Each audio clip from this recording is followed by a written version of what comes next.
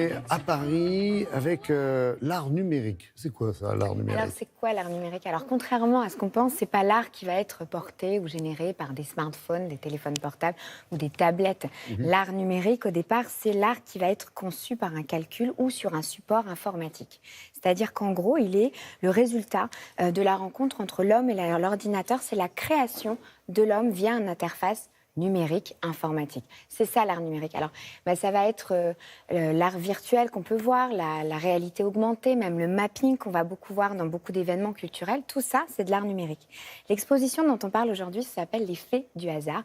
Et justement, c'est bien de hasard dont il est question, en tout cas d'imprévu, d'inattendu. Vous voyez toutes ces inventions qu'on a découvertes complètement par hasard. C'est joli comme titre.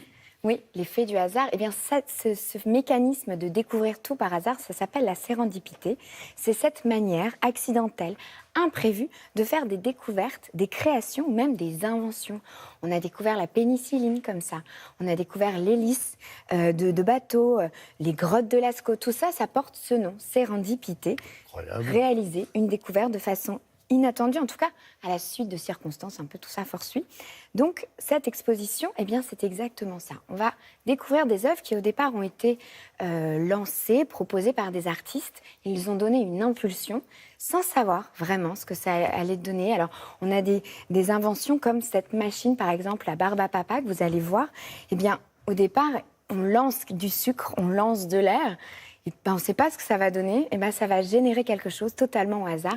Je vous invite à découvrir ça. Nous sommes allés au 104 dans le 19e arrondissement à Paris pour découvrir ces œuvres totalement hors normes. There was a boy, a very strange, enchanted boy. L'exposition L'effet du hasard, c'est une exposition d'art numérique contemporain. Ici, vous avez une illustration du numérique qui ne cherche pas à contrôler, mais qui cherche à produire plutôt quelque chose une réaction, une action du public et à interroger le public. C'est aussi du numérique où il n'y a pas d'écran.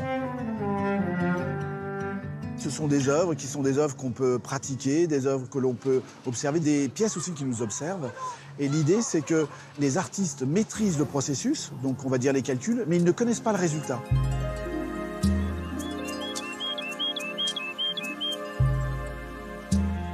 L'œuvre de David Bowen est une œuvre à la fois très simple, très belle. On voit en fait un tapis de fleurs posées sur des tiges, et on aperçoit ces tiges qui elles-mêmes sont reliées à une petite boîte. Une des fleurs a un capteur qui prend le vent qui lui-même est récupéré aux États-Unis, à Minneapolis.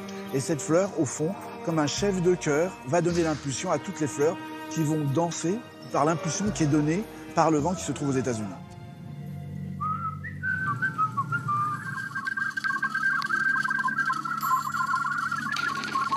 On a un peu l'impression, dans Aquaphonia, d'être dans un cabinet de curiosité.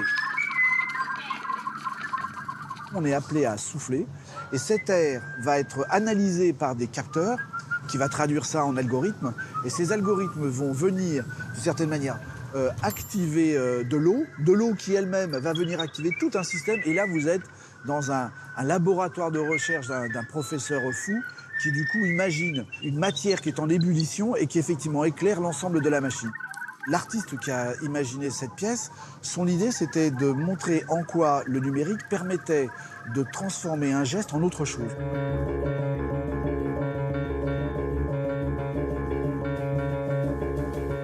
Alors Guillaume Marmin, on est au fond dans peut-être la pièce qui ressemble le plus à l'idée qu'on se fait du numérique quand on va voir une installation numérique. En fait, c'est des barres de lumière que l'on va avoir à traverser. On a vraiment l'impression, non pas de traverser la lumière, mais de traverser un monde. Et donc, c'est comme si on était transporté dans un autre monde. Cette œuvre, elle a été imaginée à partir d'un mot célèbre de Goethe qui décrivait le processus de la mort.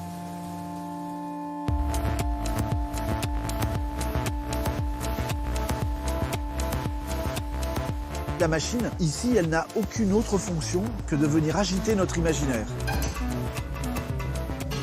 Il est toujours dans une connivence avec l'homme. C'est ce qu'on essaie ici de montrer de la manière la plus ludique et la plus ouverte possible. J'adore les escargots. L'effet du hasard jusqu'à... Jusqu'au 6 mars au 104 à Paris, dans le 19e arrondissement. Merci beaucoup, Julia. Merci encore.